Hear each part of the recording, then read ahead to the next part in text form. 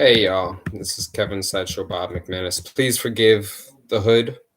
Um, I have done some things to my hair, mainly sleeping, so my hair is not Sideshow Bobby today.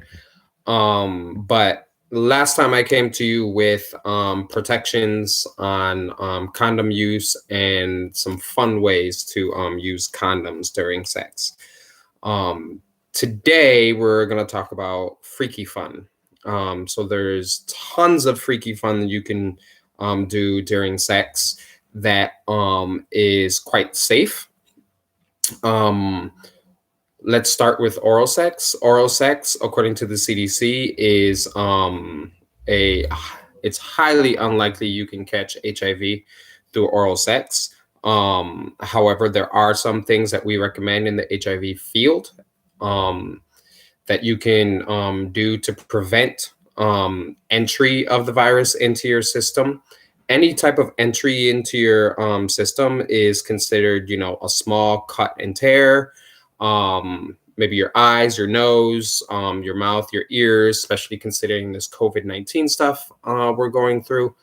So a couple of things we recommend with oral sex is number one, if you're going to let a female or male come in your mouth, we always tell people to spit, swallow, but never ever let it sit. Only reason why we say spit, swallow, but never let it sit is because you could have tiny cuts and tears in your mouth that you don't know about. Um, and that's an entry point into your system for HIV, especially if you're having sex with someone whose HIV status you don't know. So there's always a fun way to do things. If you do not want a female or a male coming in your mouth, you can have them come on your face, on your breasts, on your chest, on your stomach, on your booty, on your butt crack, on the pussy lips, all of that. We'll get to that in a moment.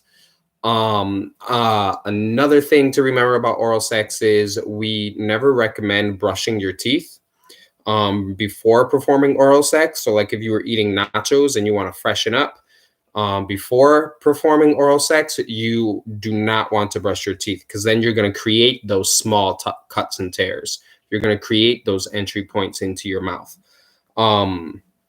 So we always want to make sure we're not doing that specifically. We always recommend that you use non-alcoholic mouthwash to freshen up before oral sex. It does the same thing as alcoholic mouthwash. It cleans out bacteria, destroys bacteria, and it freshens your mouth. Okay. That's just some of the things you can do.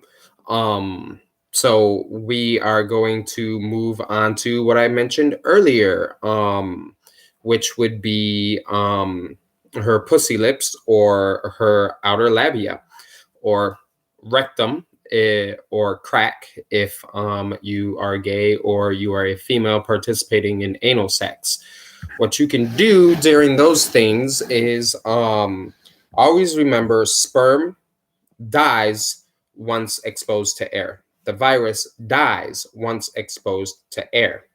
If you are using the pull-out method, which is you pull out and you come anywhere other than inside of your receptive partner, you can pull out and come on their pussy lips or their crack and use your cum as lube to do them all over again. I've been told it feels really good. I've been told it feels tingly. I've been told it feels a little tickly.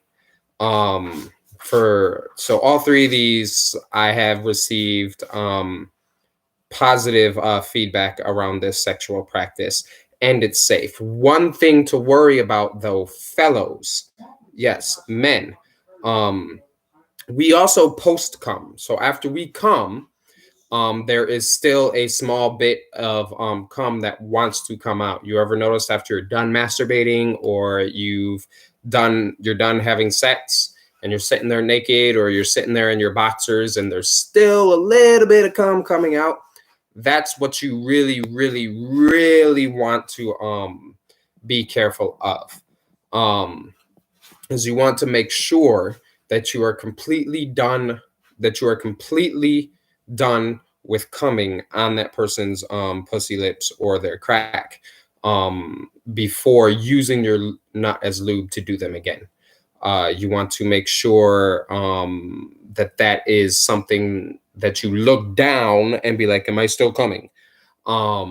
If you want to make sure that doesn't happen, what I would suggest you can do is you can sit there and put your penis in their mouth, and they can perform oral on you for maybe 30 seconds to a minute and a half, so you can finish that post cum into their mouth, and then come back and use your nut as lube to do them all over again. These are just some fun, freaky things you can do that are also safe when it comes to protecting yourself and staying safe and staying freaky at the same time.